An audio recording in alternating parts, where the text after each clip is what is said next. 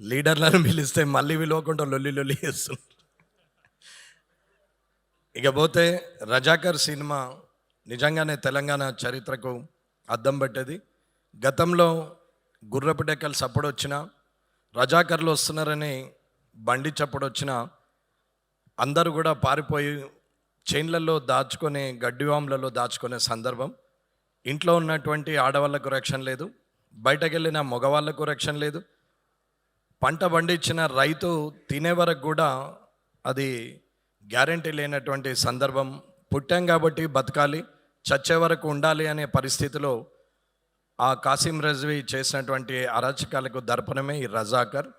ఈ రజాకర్ సినిమాని చూసి అందరూ కూడా గత చరిత్రను తెలుసుకుంటూ, గతంలో జరిగింది, ఎంతమంది ప్రాణాలు కోల్పోయారు, ఆ రజాకర్ వ్యవస్థని కూలదోయడానికి ఎంతమంది పోరాడారు, పోరాడిన వాళ్ళ జీవితాన్ని చూసి ఆ తర్వాత తరానికి ఎంతటి మంచి జీవితాన్ని ప్రసాదించారు అనేది చూస్తే, నాటి స్వాతంత్రం నుంచి కూడా 18-20 ఏళ్లలో కూడా చనిపోయి స్వాతంత్ర సమరయోధులుగా ఉంటే ఈరోజు ఈ డయస్ మీద ఇవాళ వివిధ రంగాల్లో అందరూ కూడా స్వేచ్ఛగా బతకడానికి కారకులైనటువంటి ఆ సమరయోధులు, అమరవీరులు, వారందరికి కూడా ధన్యవాదాలు తెలియజేస్తూ, రజాకర్ సినిమాని తీయాలని ఆలోచన వచ్చినటువంటి ఒక రాజకీయ నాయకుడై ఉండి కూడా సినిమాలు చరిత్ర పుటల్లో ఉండాలి, చరిత్రను తీసుకురావాలని చెప్పి ఆలోచించి ఇవాళ ఈ సినిమా తీయడానికి ముందుకు వచ్చినటువంటి నారాయణ రెడ్డి అన్న గారికి,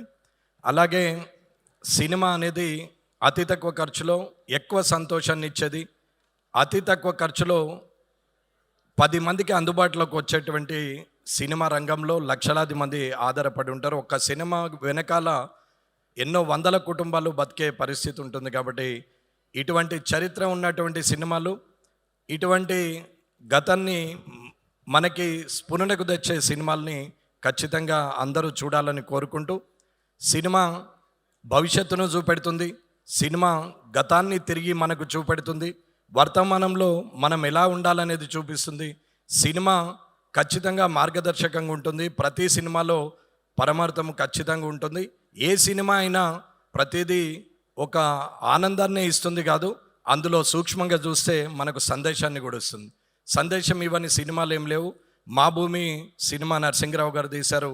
అప్పటి నుంచి అయినా ఇవాళ ఒరే రిక్షా సినిమా కావచ్చు, లేకపోతే చీమల దండు కావచ్చు, అలాంటి సినిమాలు కూడా ఇచ్చినటువంటి వారు ఉన్నారు. రేపటి పౌరులు సినిమా తీసిన టి కృష్ణ గారు కానీ, అలాగే కళాత్మకంగా తీసినటువంటి శంకరాభరణం సినిమా కావచ్చు, అలాగే దేవతల సినిమాలు తీసినటువంటి నాటి యుగ పురుషుడు ఎన్టీ రామారావు కావచ్చు, భవిష్యత్తుని చూపించినటువంటి జేమ్స్ బాండ్ మూవీలు తీసిన సూపర్ స్టార్ కృష్ణ గారు కావచ్చు, అలాగే అప్పుడు రేలంగి నుంచి మొదలు పెడితే ఇప్పటి బ్రహ్మానందం గారి వరకు కూడా ఇలాంటి ఆనందాన్ని కూడా ఇవ్వగలిగి ఈ కళమ్మ తల్లి బిడ్డలైనటువంటి వీళ్ళందరికీ కూడా నిజంగా ప్రజలందరూ కూడా వారికి ధన్యవాదాలు తెలపాల్సిందే.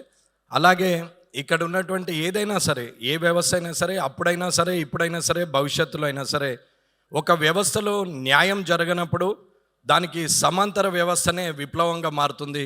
ఎదురు తిరుగుతారు, ఖచ్చితంగా యుద్ధం వాతావరణం మొదలవుతుంది. న్యాయం జరగనప్పుడే అక్కడ సమాంతర వ్యవస్థ వస్తుంది. కాబట్టి దాని పేరే విప్లవం అనుకుంటారు. దాని విషయంలో ఒక్కొక్కరు ఒక్కొక్క రకంగా అనుకున్న, జరగాల్సిన న్యాయం జరగనప్పుడే, దానికి సరైన శిక్ష, అన్యాయానికి సరైన శిక్ష పడినప్పుడే ఆ సమాంతర వ్యవస్థ ఉద్భవిస్తుంది. దానికి ఏవైనా కారణాలు కావచ్చు.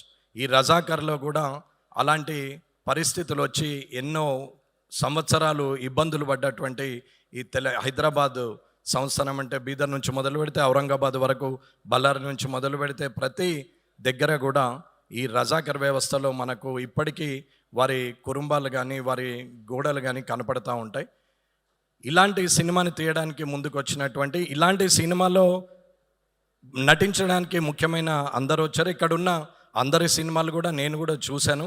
అది వేదిక గారిది కావచ్చు, బాబ్ సింహ గారిది కావచ్చు, లేకపోతే అన్న సినిమా ఎటోబాయ్ అన్న సినిమా కూడా చాలా సినిమాలు చూసాం. సరే, సినిమా ఎక్కడో టీవీల ముందర చూసిన సుమ గారిని డైరెక్ట్గా చూసే అవకాశం కూడా వచ్చింది. కాబట్టి వారు మాట్లాడేది కానీ, రాజీవ్ కనకాల గారు కానీ, అది ఎప్పటి నుంచో చూస్తూ ఉంటాం టీవీలో. నేను కూడా మీ మామగారి ఇన్స్టిట్యూట్లో ట్రైనింగ్ తీసుకోవాలని వచ్చి మరి మళ్ళీపోయి రాజకీయ నాయకుడిగా వచ్చాను. లేకుంటే మీ లైన్లో నేను కూడా అయ్యేవాన్నేమో.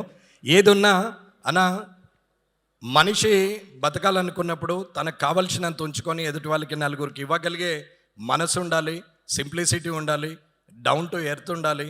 ఏదున్నా శాశ్వతంగా ఉండేది పేరు తప్ప, తన గుణం తప్ప ఇంకేమీ ఉండదు. ఏది చూసుకొని విర్రవీగిన తిరిగి మనము చేరాల్సింది భూమి మీదకే. కాబట్టి మనం ఎక్కడి నుంచి వచ్చామని చూసుకొని ఎక్కడికి ప్రయాణం చేయాలనేది ప్రతి నిమిషము ఒకసారి వెనక్కి మరి చూస్తే మన గతం మనకు తెలుస్తుంది, మన వర్తమానము అర్థమవుతుంది, రేపు భవిష్యత్తు కూడా మన కళ్ళకు కనిపిస్తుందని తెలియజేసుకుంటూ ఇక్కడికి విచ్చేసిన పెద్ద ఈ కళామ రంగానికి ఉన్నటువంటి మీ అందరికి కూడా ధన్యవాదాలు చేస్తూ ముగిస్తున్నాను. జై హింద్, జై భారత్.